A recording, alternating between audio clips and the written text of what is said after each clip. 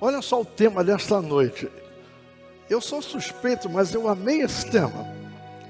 Uma nova mente. Está tudo na Bíblia. Um novo coração. E uma nova vida.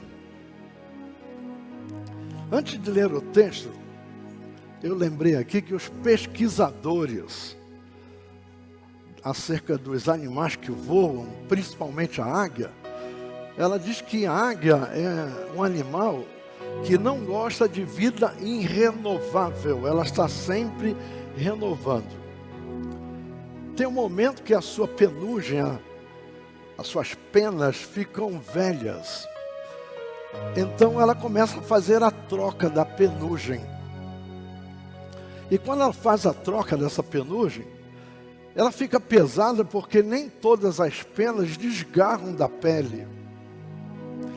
Então ela tem que fazer um voo kamikaze. Kamikaze?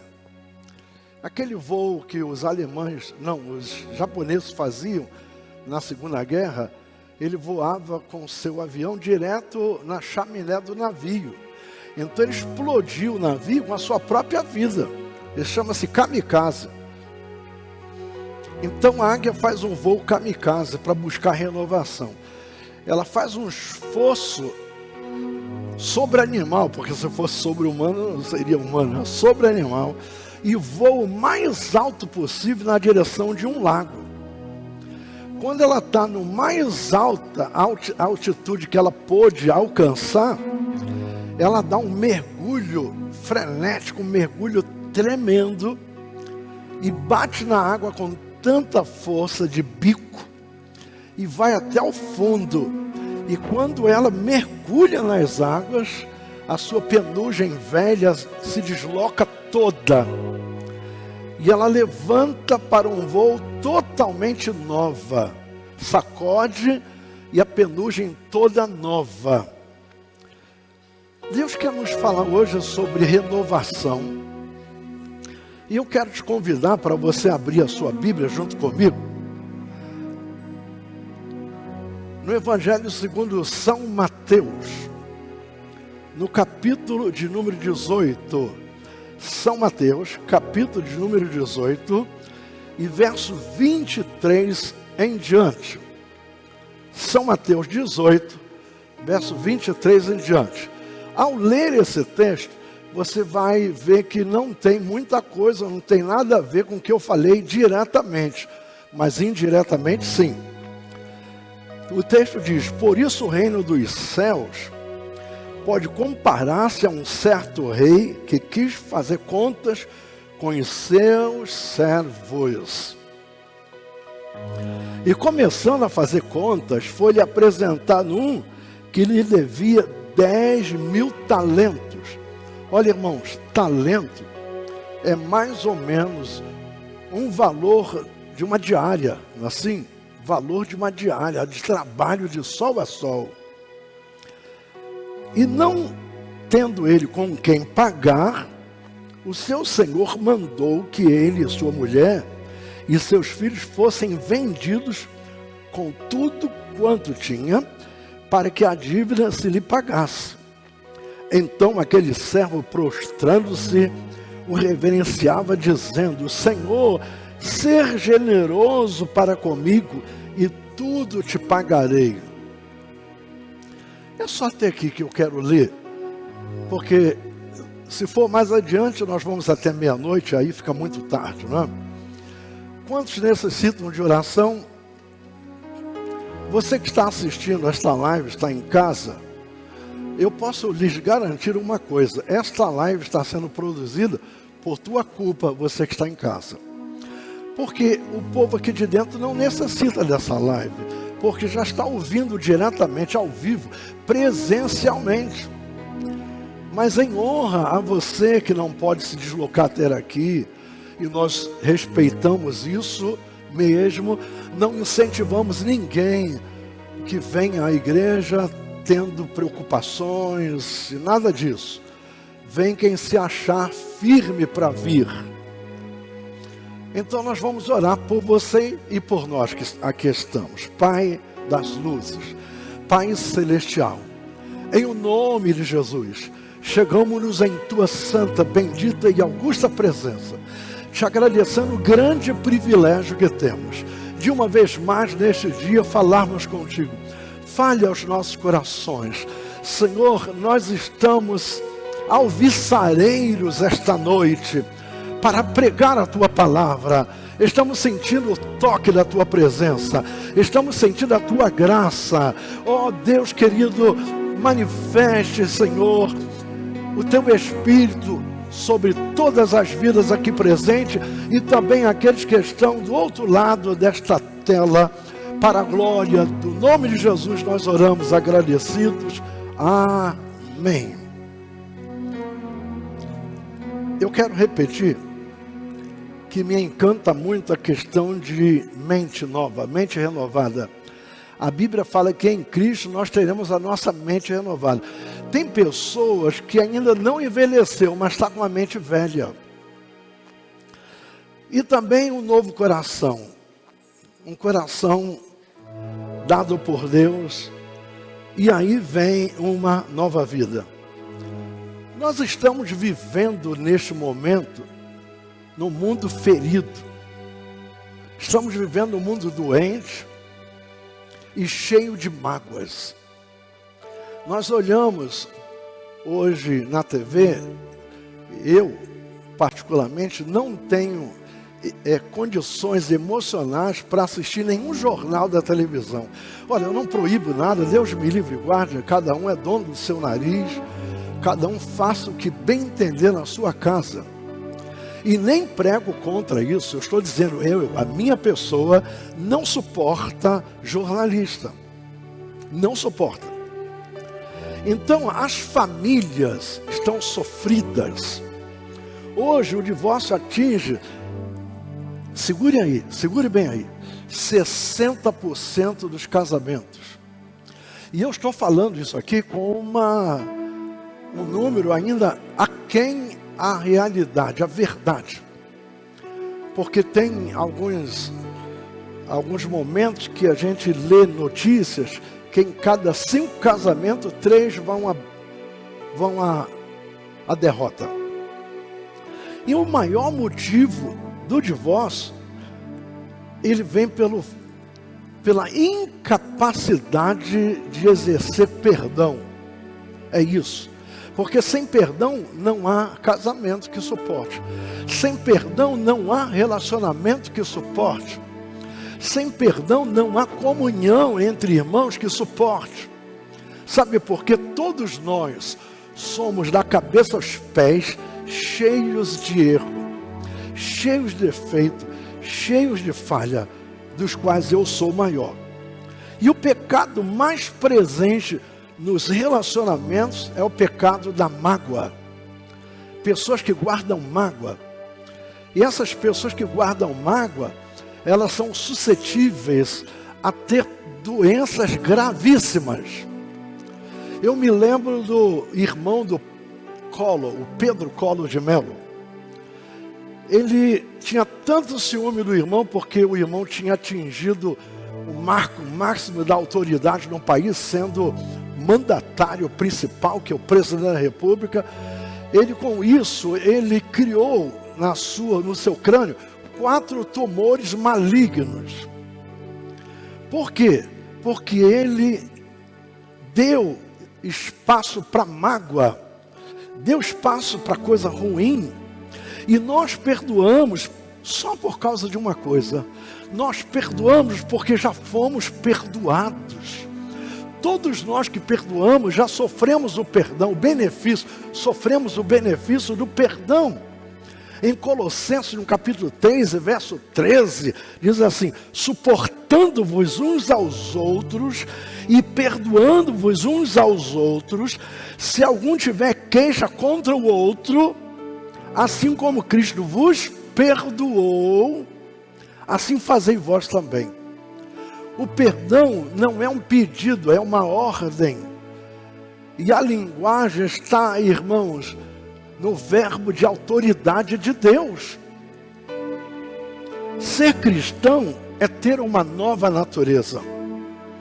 Se você continua servindo a Jesus com uma velha natureza, você precisa de uma nova mente. Uma mente renovada em Cristo. Um novo coração. O salmista falou: Senhor, este coração envelheceu. Esse coração está mal, Senhor. Troca esse coração, dá-me um coração novo. Olha só, o salmista no Salmo 51, ele pede um coração novo. E também, uma vez que você tem um coração novo, você passa a ter uma nova vida em Cristo. Quem não perdoa, isso eu gostaria que os irmãos guardassem isso, porque eu não li isso em livro nenhum. Deixa eu lhe dizer uma coisa: quem não perdoa, ainda não conhece o Calvário. Quem não perdoa, não identificou a cruz de Jesus. Quem não perdoa não sabe os benefícios do Calvário. Na cruz nós fomos julgados em Cristo, e Cristo levou as nossas culpas, e nós fomos absolvidos. Deus nos perdoou completamente lá no Calvário, quando deu a sua própria vida, nos perdoando. Cristo foi condenado no nosso lugar. Portanto, nenhuma condenação há para aqueles que estão em Cristo Jesus, que não vivem segundo a carne, mas segundo o Espírito. Nós fomos absolvidos na cruz. Irmãos, cruz é um lugar horrível. Imagine que o crucificado era colocado a mais de 1,5 metro de altura. Eu não me lembro bem agora a medida, mas era alto, porque os chacais vinham e as pessoas crucificadas não eram velados. Ele crucificava e largava para lá. Antes de escurecer o dia, porque era maldição deixar alguém na cruz durante a noite, eles, por medida de lei, teriam que tirar o crucificado da cruz. Então, quando o crucificado começava a exalar sangue, a regurgitar sangue, os chacais vinham e metia as unhas, abria o ventre, e aquelas tripas começavam, as vísceras começavam a ficar dependuradas, e o crucificado com sinais vitais gemendo. Imagine você ver uma cena dessa. E Paulo olha para essa cruz e diz: eu me glorio nessa cruz. Como pode? Sabe, porque ali na cruz nós fomos restaurados a uma vida de novidade. Na cruz nós fomos perdoados. Na cruz nós temos passaporte para entrar nos céus. Na cruz nós temos uma vida nova. Na cruz Ele nos perdoou dos nossos pecados. Jesus ilustrou esse perdão na parábola do credor incompassivo. Eu não vou ler o texto, é um pouco longo. Mas o credor devia 10.000 talentos. E ele chega, ele geme para o seu Senhor: Senhor, me perdoe, por favor, eu vou pagar. Ele não tinha condição de pagar. E ele foi perdoado. Mas havia uma pessoa que devia a esse credor 100 denários. A diferença é muito grande. 10.000 talentos para 100 denários. Queridos,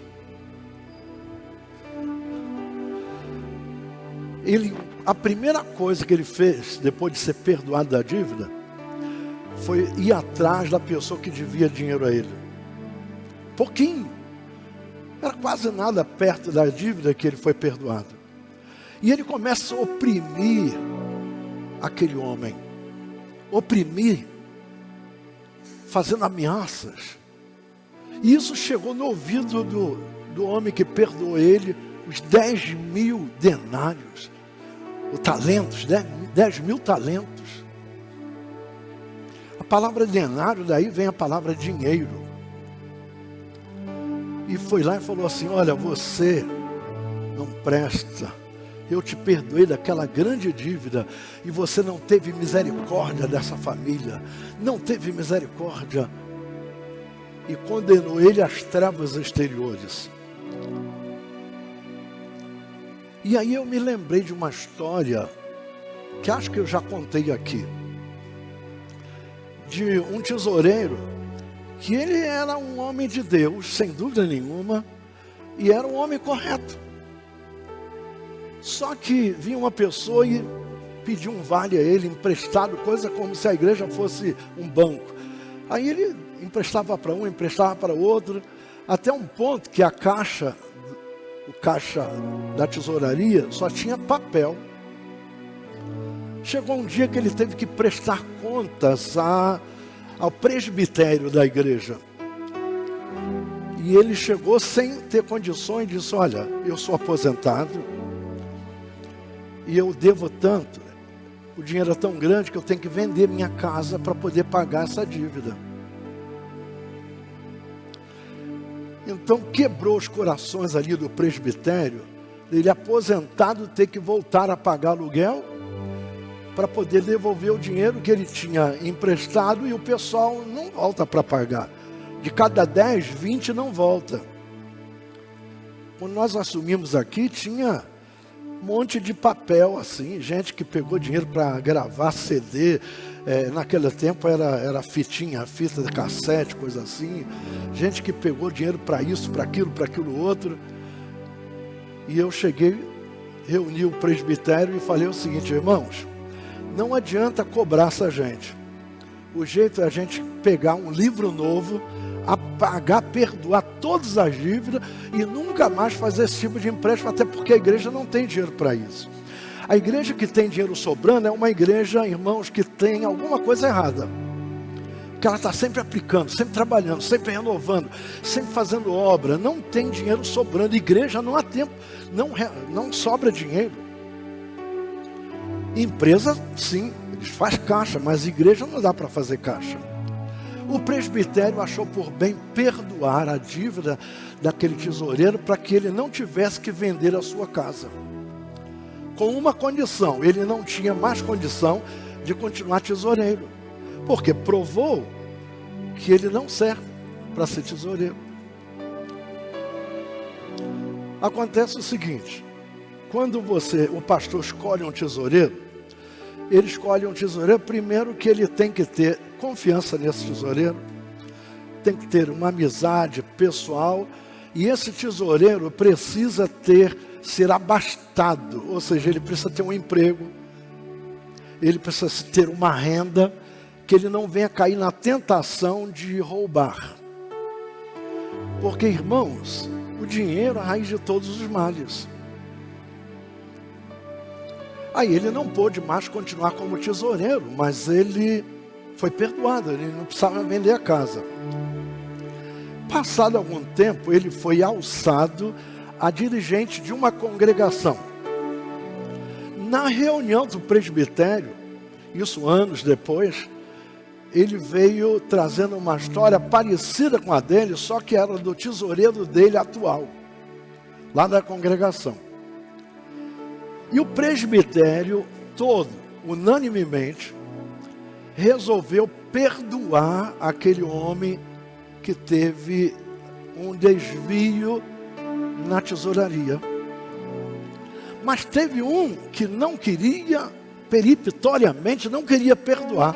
Era exatamente aquele que recebeu perdão há anos atrás.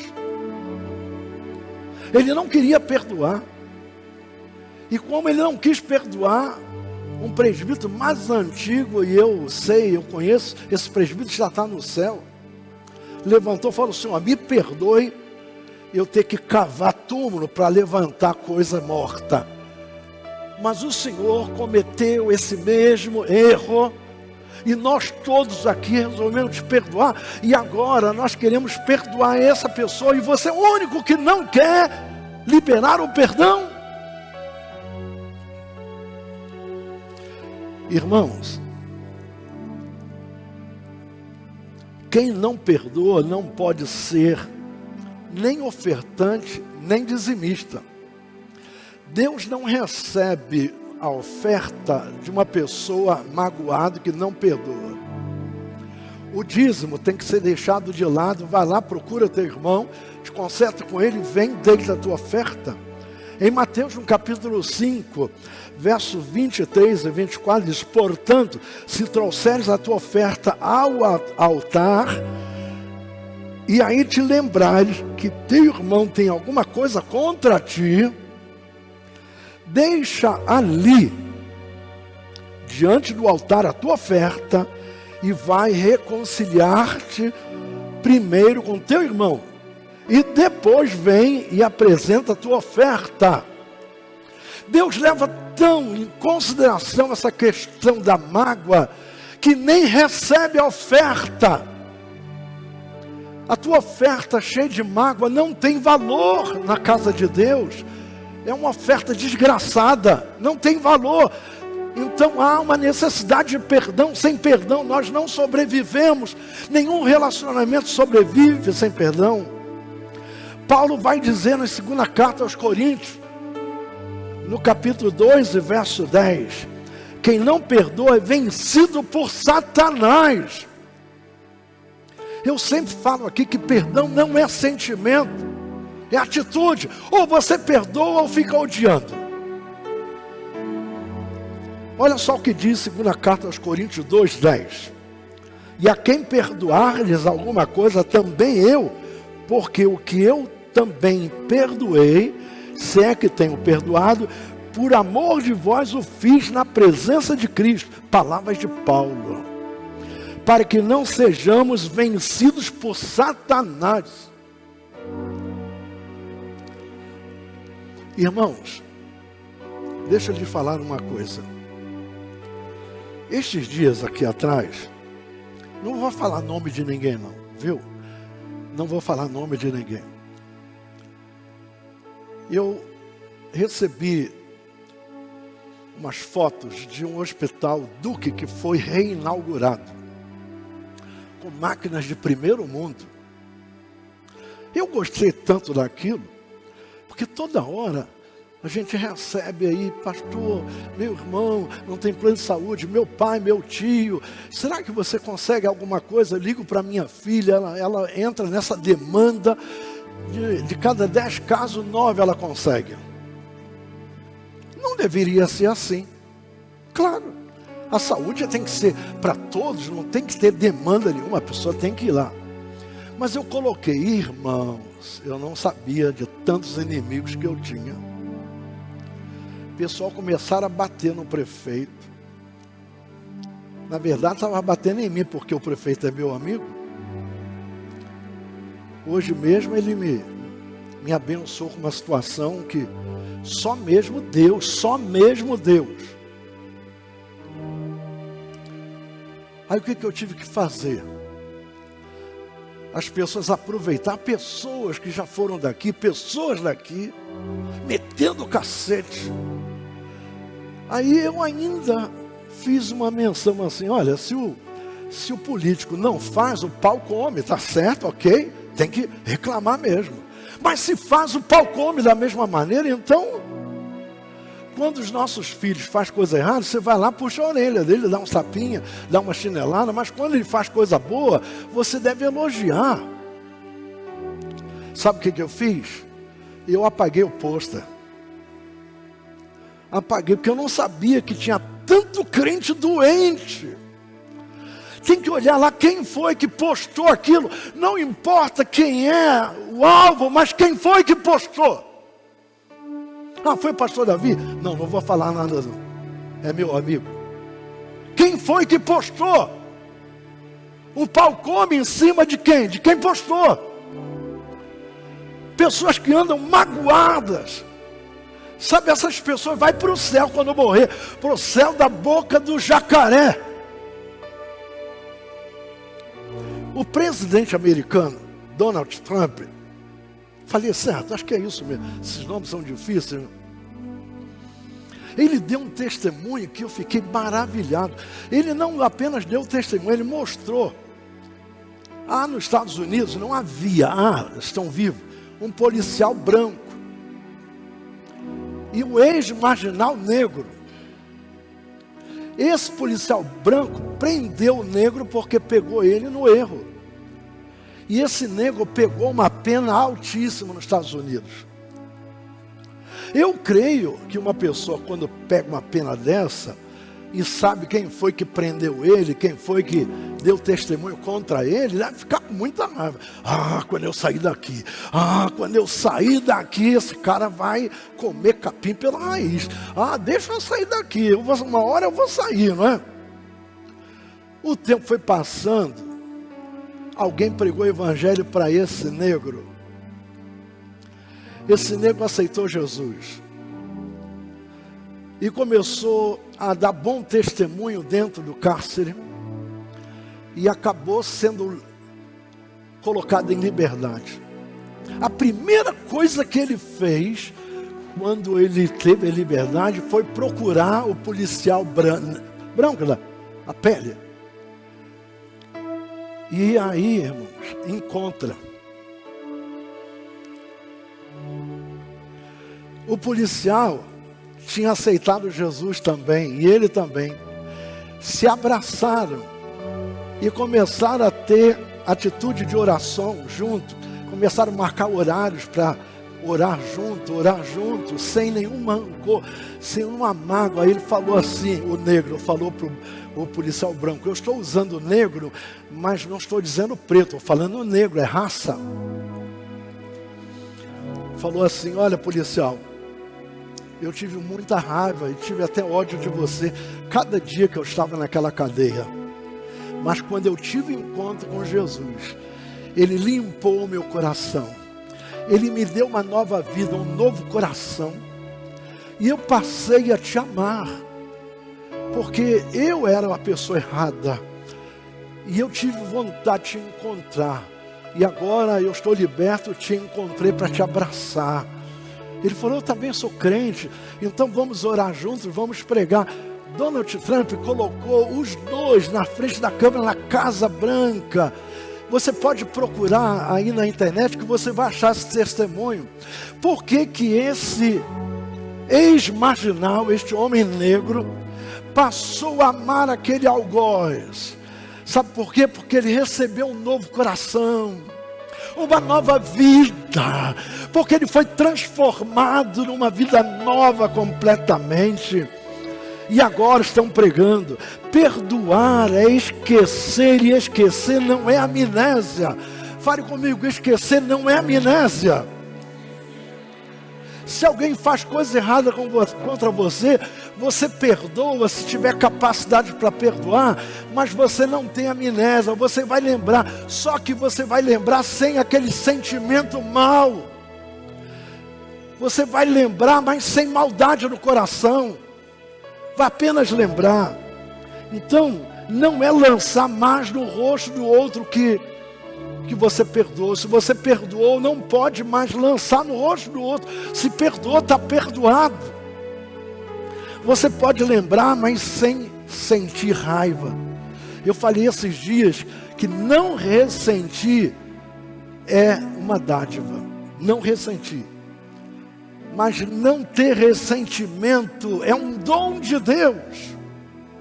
Não ressentir é uma grandeza.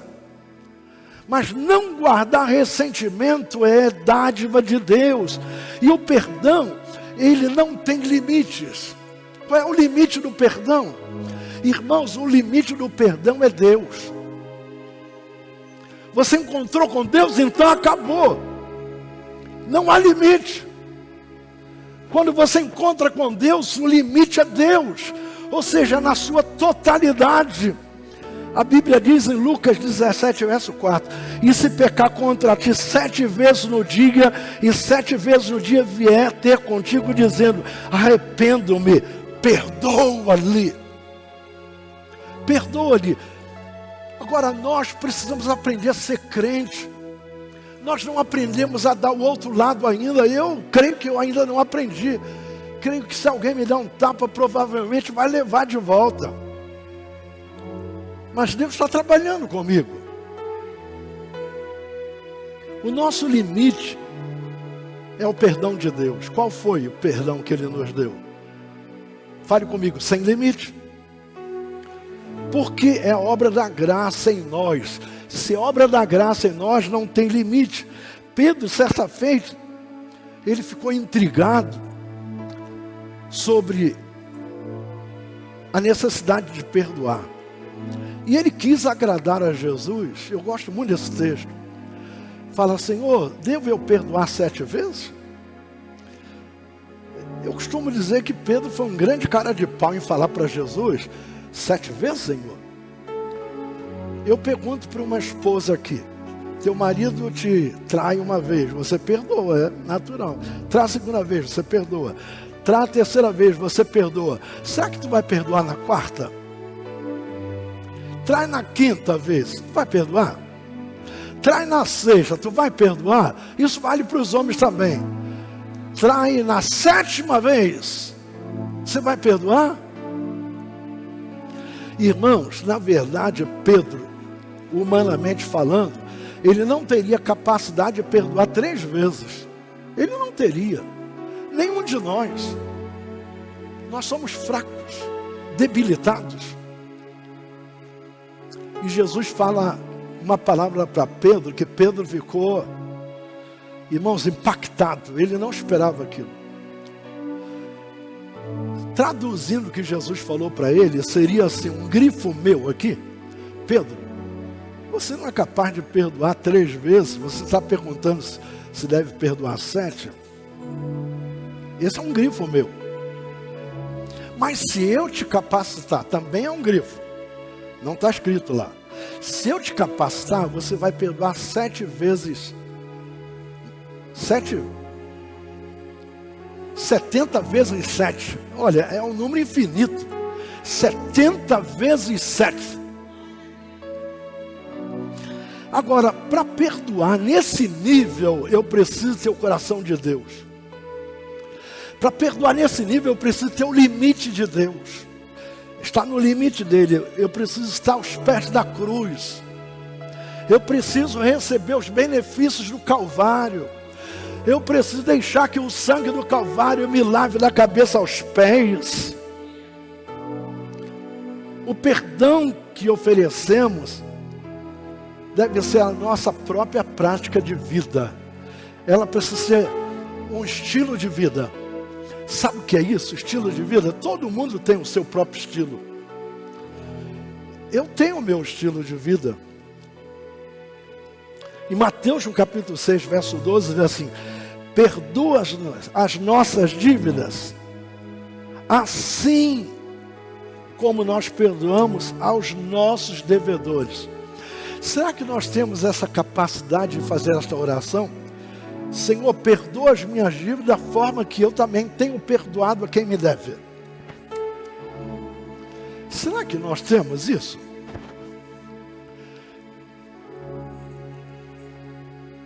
Quando a cobra, um animal peçonhento, pica um ser humano, aquele veneno precisa ser tirado de imediatamente. Se não correr rápido, a pessoa vai morrer, vai entrar em óbito, vítima do veneno.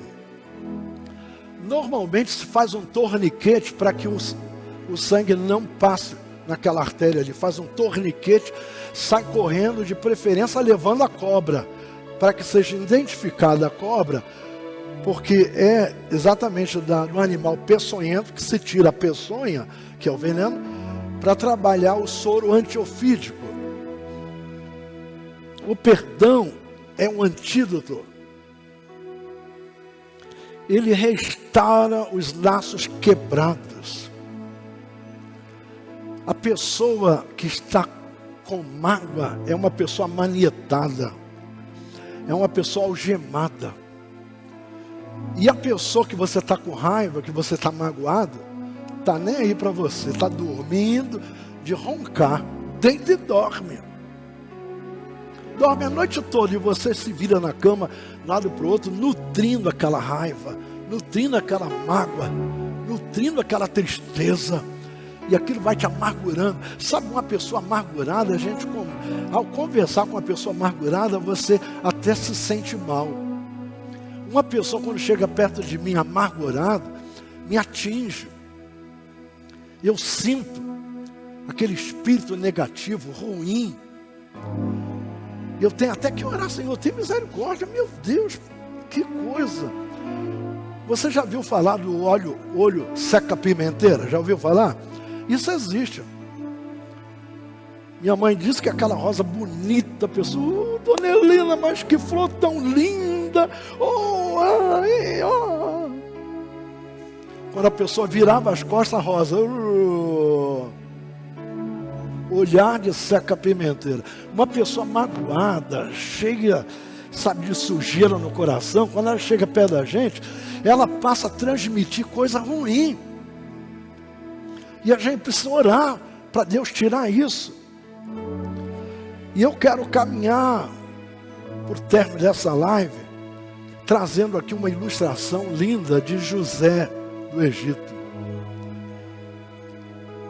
Em Gênesis capítulo 50, verso 20 e 21, imperdível esse texto. Gênesis 50, verso 20 e 21. Vós bem intentaste mal contra mim. Ele está de frente para os irmãos dele, que não sabia que ele era irmão. Os irmãos dele não sabiam que o José do Egito era o irmão dele. Até porque lá no Egito, José tinha outro nome. Porém, Deus o tornou em bem para fazer como se vê neste dia, para conservar em vida a um povo grande. Agora, pois, não temas, eu vos sustentarei, a vós e os vossos meninos. Assim os consolou e falou segundo o coração deles. Agora, José dá um pouco de mantimento e manda eles de volta e diga assim, quero que você traga um menino, meu irmão caçula, quero que você traga. Por que será que José manda seus irmãos de volta, aquela viagem longa, com alguns víveres, levou trigo, centeio, cevada, e traga Benjamim? Por que será? Eu vou dizer o que foi que eu entendi desse texto. José, um homem inteligentíssimo, ele tinha conhecimento de psicologia, e tinha mais do que psicologia, que era a graça de Deus na vida dele. Ele podia desvendar sonhos, e por isso ele estava como governador. Ele faz uma pergunta aos irmãos dele: como é que foi essa história aí? Sobre um irmão que morreu? Como é que é? Veio um animal furioso, pegou nosso irmão, estraçalhou nosso irmão todinho na frente de José. Que cara de pau! Que cara de pau! Isso é o homem. Eles pegaram um pedaço de pano, molharam no sangue de um animal que eles mataram para comer, levaram para Jacó, e até aquele momento o pai chorava a morte de José. Estava pronto esses homens? Estava pronto. José percebe que eles não se emendaram, não se consertaram. Ele podia falar a verdade ali para o governador do Egito, que estava diante dele. Olha, na verdade nós fomos filhos ruins, nós enganamos o nosso pai, nós vendemos o nosso irmão como escravo, nós matamos o animal, molhamos o sangue na roupa do nosso irmão, no casaco do irmão, e o nosso pai chora até os dias de hoje. Que coração empedernido, que coração difícil, que coração de pedra. Assim é o homem. Assim somos nós.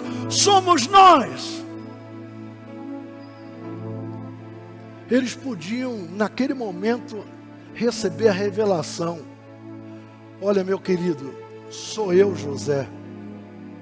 Sou eu, teu irmão. Mas José não falou nada, porque queria dar uma chance para que eles se consertassem. Mas assim José, num tipo de Cristo, ele tem perdão indefinido, e ainda assim José amou os seus irmãos. Mostrou grandeza. Aleluia. Mostrou grandeza que eu não sei qual de nós somos capazes de mostrar essa grandeza. Ninguém é perfeito, queridos. Errar é humano. E é justamente porque somos imperfeitos é que precisamos pedir perdão. Os irmãos de José perderam uma oportunidade tão grande, tão preciosa, de se arrepender e mudar de vida, mudar o coração, mas não, continuou com aquela vida velha, aquele coração empedernido, duro como pedra. Há ofensas que não são tão grandes, mas não existe esse negócio de grande ou pequena. O que é ofensa, precisa de perdão. Mas sabe o que acontece?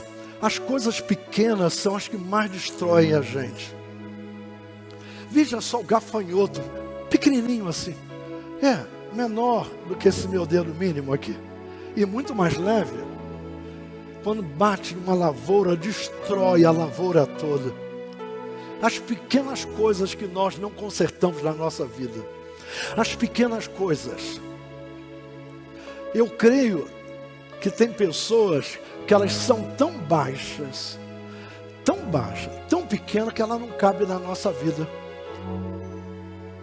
De tão baixa que é, de tão pequena que é, não cabe na nossa vida. E se nós deixarmos essas coisas pequenas em nós, são os gafanhotos que vão te destruir completamente. Não reconhecer o inimigo é uma coisa, perdoar é outra coisa. O tempo não cura memórias amargas.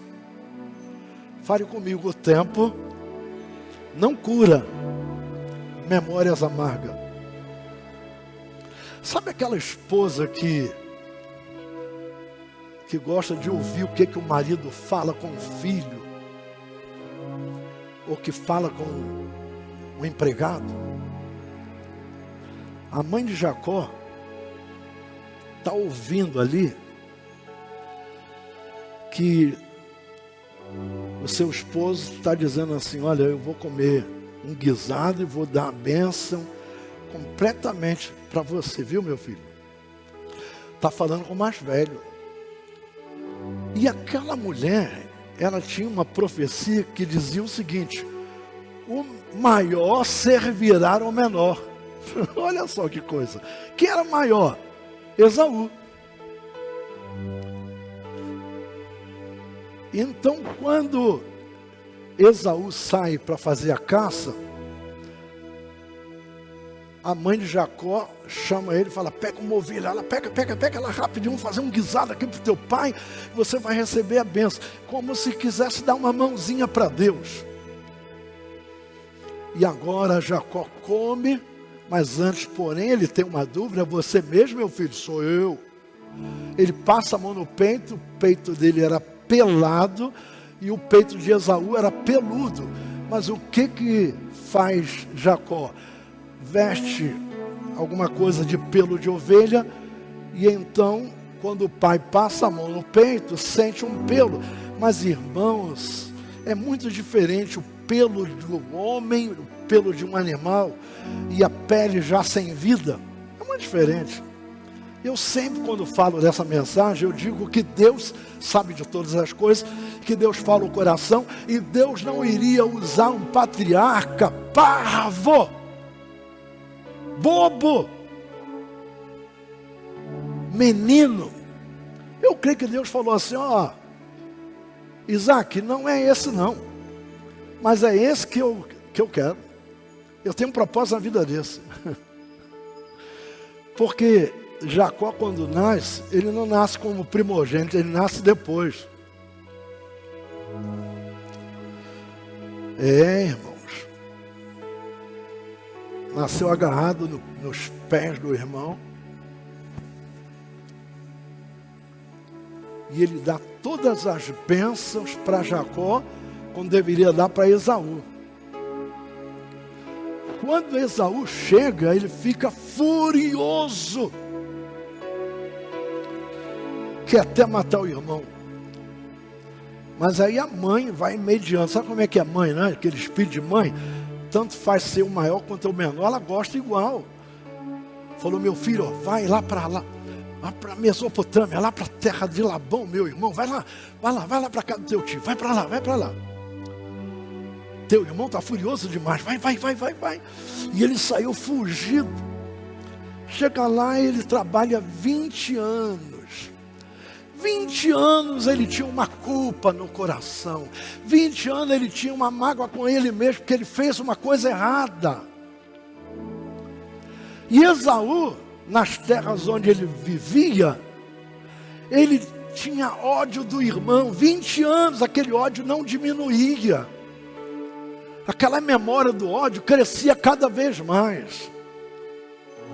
Até que um dia, Jacó, muito abençoado, resolve acertar isso, pega alguns presentes e manda um servo procurar Esaú e entregar aqueles presentes, utilizando a faceta humana, buscar resolver de modo próprio. E quando aquele servo de Jacó chega para Esaú, vê que o Esaú está esbaforido de raiva. 20 anos não aplacou a ira, 20 anos não aplacou a raiva, 20 anos não apagou a lembrança.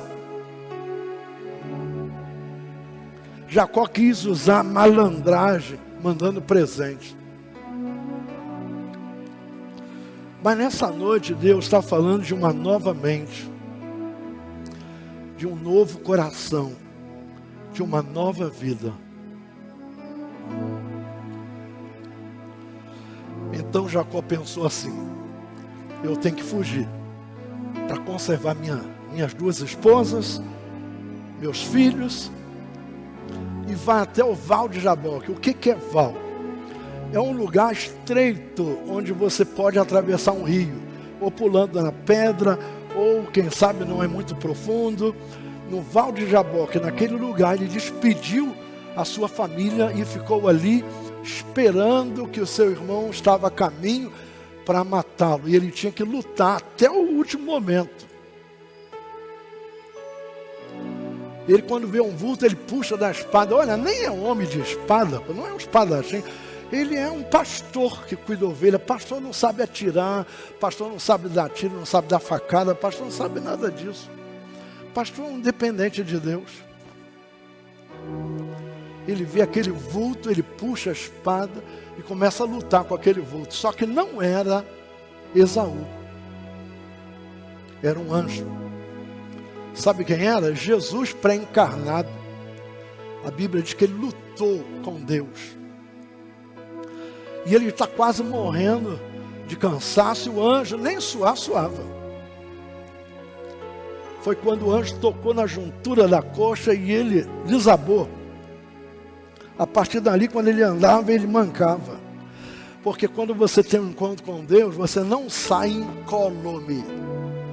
Quando você tem um encontro com Deus, você fica marcado. Eu vejo isso na minha vida. Eu sou um técnico em mecânica automotiva. Eu tenho uma formação nessa área. Mas eu nem tenho mais ferramentas.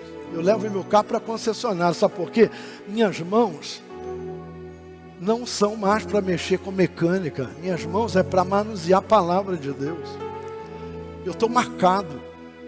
Eu sou de Jesus. Eu tenho que trabalhar só para Ele. Eu já tive a oportunidade de arranjar emprego enquanto eu não era pastor presidente. E eu não quis. Sabe por quê, irmãos? Porque Deus já tinha colocado uma carimbada. Essa aqui é meu. Está carimbado. Carimbou.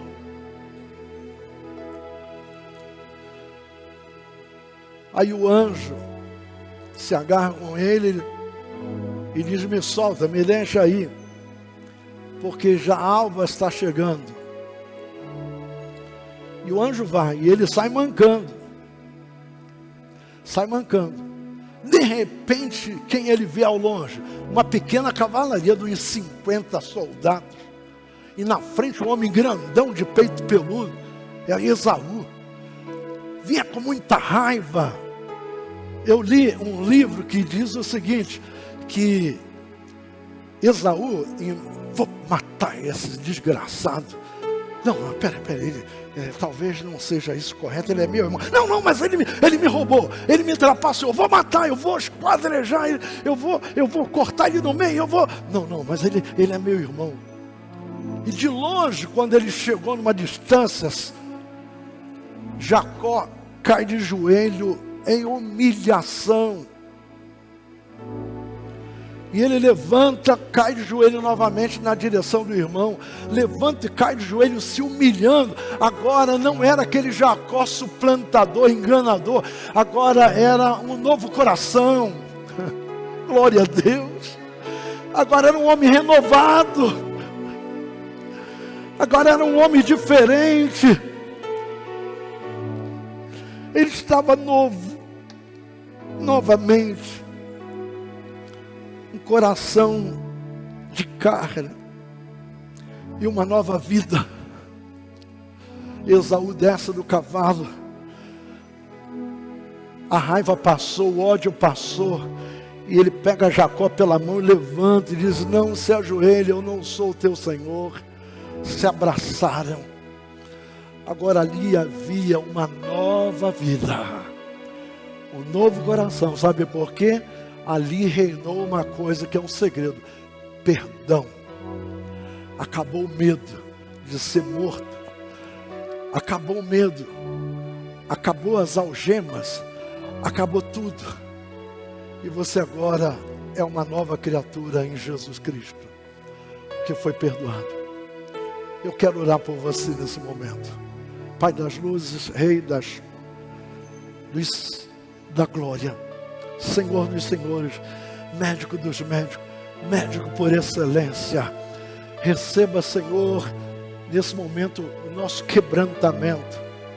Receba, Senhor, a nossa vida em tuas mãos. Dá um novo pensamento, Senhor, um novo coração, uma nova vida, uma vida de novidade, Senhor, uma vida de dependência de Ti. Nós oramos agradecidos em um nome santo, em um nome precioso, em um nome de Jesus. Abra a tua mão. Eu quero abençoar as pessoas que estão aqui dentro e as pessoas que estão em casa. O grande amor de Deus e a graça salvadora do nosso Senhor e Salvador Jesus Cristo, a consolação do Espírito Santo, seja com todos aqueles que aguardam a vinda do Senhor em glória, não somente hoje, mas para todos sempre. Amém.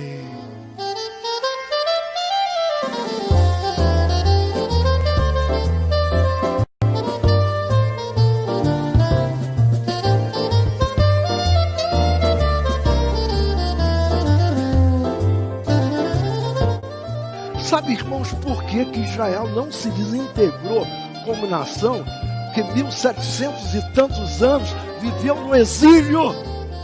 Então alguns paradigmas têm que ser quebrados na nossa mente, tem que ser destruído daquilo que a gente pensa que é assim.